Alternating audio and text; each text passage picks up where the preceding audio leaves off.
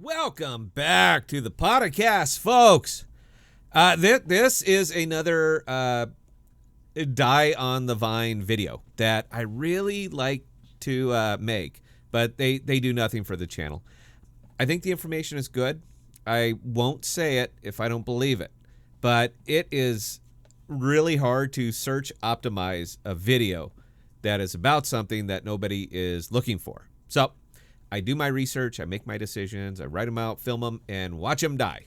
But, you know, I like doing them, so I will keep making them, and I will wrap myself in righteousness when they fade and get like 4 views. You know what? I'm okay with it.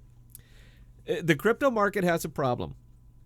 And that big elephant in the room problem is the fact that the bulk of the crypto market is tied to the value of Bitcoin. Bitcoin is speculative, period. There is no way to put lipstick on that. Coins are inherently speculative. So if the entire market is tied to Bitcoin and Bitcoin is speculative, then the crypto market is speculative. Fun. There are a lot of tokens that are in the process of decoupling from Bitcoin due to the fact that they exist in 2 spaces at once, the crypto space and the legacy space. The following are my favorite tokens, which I believe are poised to separate their value from Bitcoin and be valued versus like tokens, not speculative coins. I'm getting into it right after this. Please stand by.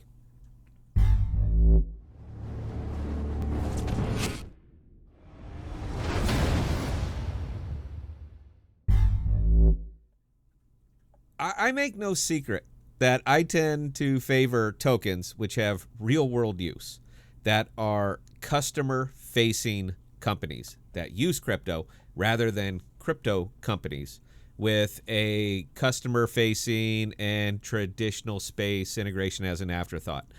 I appreciate the DeFi ecosystem and what is being built there. I think it's wonderful. But until the crypto space starts flexing its muscle a bit and showing the world that there is a better way of doing most things and utilizing the ingenuity of crypto to do it, it's going to stay as an esoteric plaything for tech folk and not much else. I'm not saying you won't profit, and I do. I'm sure you do as well. But if we ever want to get out of these wild swing cycles and actually settle down into a long-term investment place where more outside money pours in because of the tech, because of the opportunity, because of the innovation, if we ever want to reach that level of acceptance, these companies are going to have to figure out a way to get their product into the hands of the most people, whether it be traditional or whether it be crypto. Now, I clearly have my favorites to make this transition, and that's what I'm discussing today. I'm going to start with, it's on the board. I'm going to start with AMP because Flexa is hands down a company that uses crypto but is not a crypto company. Flexa is a pay rail that is completely committed to moving into the legacy payment processing space. Everything about their network design, the case use of the crypto, the cleverness of their staking model, everything about it suggests a unique application of crypto technology being utilized to address a problem with the legacy system.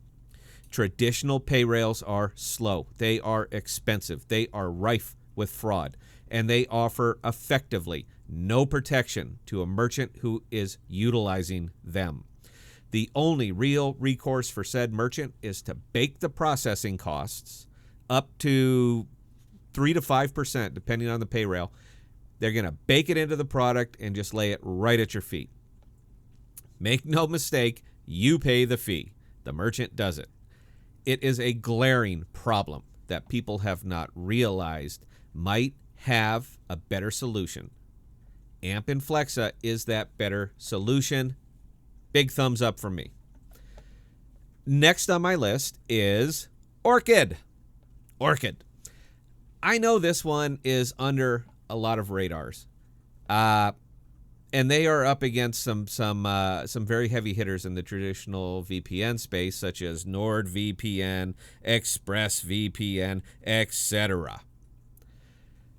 Hell, even Firefox has a VPN now. It seems like everyone is coming out with one of these lately. The problem with them is that they are all centralized. They're all centralized. Might be a virtual private network, but it is a VPN that has all of your data in a single space, stored, cataloged, and ready to be handed over at a moment's notice. Just waiting for the subpoena. Your IP is not tracked once you're on the internet, but it is absolutely tracked through your VPN. I don't like that. It's not that I'm up to anything shady. That's not the point. If I am paying for privacy, I want privacy from everyone. It's not like Orchid is hard to use. They have an app, and it's so good that you can run your traffic through a user-integrated firewall. That's privacy. And it's privacy that you get through crypto. You only pay for the bandwidth you use. There's no monthly fee. You pay for a fixed amount and use it at your leisure. I dig this one because it is using crypto to solve a problem for me. And that is, if you are paying for privacy, it should be private. 6 cents per gigabyte. Big thumbs up from me. So let's talk STORJ. STORJ. This is one of my guilty pleasures, but it's also a very forward-thinking business that exists in the crypto world and the traditional data storage spaces. Data storage is a problem. As systems get more and more complex, as more photos are taken on phones, as the cloud becomes more and more the norm, it gets more and more expensive. Fact. Storage bills itself as a decentralized file storage solution, which combines the benefits of cloud-based storage and blockchain technology. I like that. I do.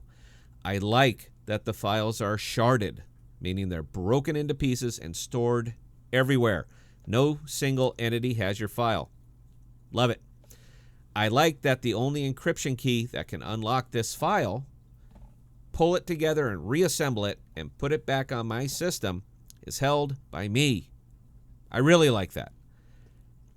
But the fact that entire economies rely on exabytes of data being stored effectively suggests to me that doing it a different way, aside from putting up billion-dollar data centers, is a tremendously good idea.